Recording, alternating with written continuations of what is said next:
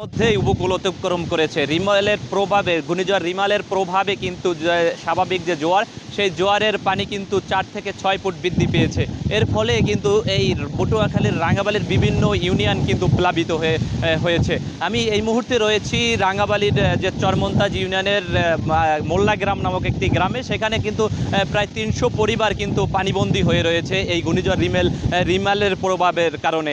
এখানের যে 300 পরিবার, তারা আমাদেরকে যেমনটি জানিয়েছে যে প্রতিটা ঘরের যে ভিটি রয়েছে জোয়ারের পানি প্লাবিত হওয়ার কারণে সেই ভিটির যে মাটি সরে গিয়ে কিন্তু সেই ঘরগুলো কিন্তু ক্ষতিগ্রস্ত হয়েছে। শুধু এই রাঙ্গাবালির যে চর মোল্লা গ্রাম, সেখানেই এই পরিবারই পানিবন্দী নয়, এছাড়াও কিন্তু এই উপজেলার চালিতাবুনিয়া চরমন্তাজের চরান্ডা গ্রামেও কিন্তু প্রায় 5000 মানুষ কিন্তু এই পানিবন্দী হয়ে রয়েছে। এছাড়াও কিন্তু যে বন্যা নিয়ন্ত্রণ যে বেড়িবাঁধ, সেই বেড়িবাঁধ কিন্তু ভেঙে লোকালয়ে পানি প্রবেশ করে কিন্তু অনেক মানুষ কিন্তু এখনও পানিতে প্লাবিত হয়ে রয়েছে। তো এই উপজেলায় কিন্তু অনেক পরিমাণ ক্ষতির সংখ্যা আশা করেছেন এলাকার মানুষ, যে অনেক পরিমাণ ক্ষতি হয়েছে। সেক্ষেত্রে এই উপজেলার বন্যা নিয়ন্ত্রণ বাঁধ, প্রায় 10 কিলোমিটার বন্যা নিয়ন্ত্রণ বাঁধ কিন্তু ইতিমধ্যে ক্ষতিগ্রস্ত হয়েছে। এই বেড়িবাঁধের বাহিরেও রয়েছে যে বিশেষ করে চরমন্তাজ ইউনিয়নের মোল্লা গ্রাম এবং চরনজির চর কাশেম কিন্তু বেড়িবাঁধের বাইরে কয়েকশো পরিবার কিন্তু বসবাস করে, তারা কিন্তু পানিবন্দী হয়ে রয়েছে ইতিমধ্যে। তো সব মিলিয়ে এই উপজেলায় কিন্তু কয়েক হাজার যে পুষ্কুনি এবং মাছের ঘের কিন্তু ক্ষতিগ্রস্ত হয়েছে। এছাড়াও আমরা বিভিন্ন জায়গা থেকে খবর পেয়েছি যে এই ঘূর্ণিঝড় রিমালের প্রভাবে কিন্তু বিভিন্ন জায়গায় যে গাছ উপড়ে পড়েছে, বিভিন্ন জায়গায় যে বসতি ঘর কিন্তু ভেঙে গিয়েছে এবং বিধ্বস্ত হয়েছে, সেই খবরও কিন্তু আমরা পেয়েছি। এই মুহূর্তে আমরা কথা বলবো যে গ্রামটিতে এসেছি সেই গ্রামের এক আংটির সাথে, যে তারা এই ঘূর্ণিঝড় রিমেলের প্রভাবে কী ধরনের ক্ষতিগ্রস্ত হয়েছে। আপনাদের কি ধরনের ক্ষতি হয়েছে? আমাকে পুকুর পুষ্কুনি ঘর বাড়ি বিটি বাড়ি সব মাটি উঠাইয়া লইয়া গেছে। আমরা যে ভাত রান্না খামু এরকম কোনো আমার বস্তু নাই, মালামাল সব ক্ষয়ক্ষতি হয়েছে। আমাকে এখন এই দুগো যে পেটে দুগো ভাত দেবো, গরু ছাগল হাঁস মুরগি সবই আমাকে লইয়া এখন আমাকে অস্থায়ী। জি, আপনারা যেমনটি শুনছিলেন যে এই আমরা কথা বলেছি, তা যেমনটি গরু যে গো খাদ্যর কিন্তু সংকট রয়েছে এবং গরু যে গবাদি পশু রয়েছে সেইগুলো নিয়ে কিন্তু তারা আসলে কষ্টে রয়েছে।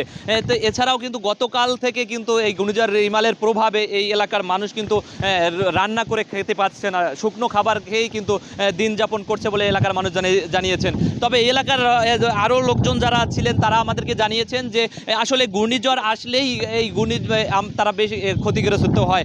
সেক্ষেত্রে এই উপজেলার যে মানুষ রয়েছে তারা জানিয়েছে যে এই বেড়িবাঁধের বাইরে থাকা মানুষগুলো জানিয়েছে যে তারা ত্রাণ চায় না, তারা কিন্তু টেকসই বেড়িবাঁধ চায়। এই বেড়িবাঁধ না থাকার কারণে কিন্তু প্রতি বাড়ি কিন্তু বন্যায় এই অঞ্চলের মানুষ ক্ষতিগ্রস্ত হচ্ছে।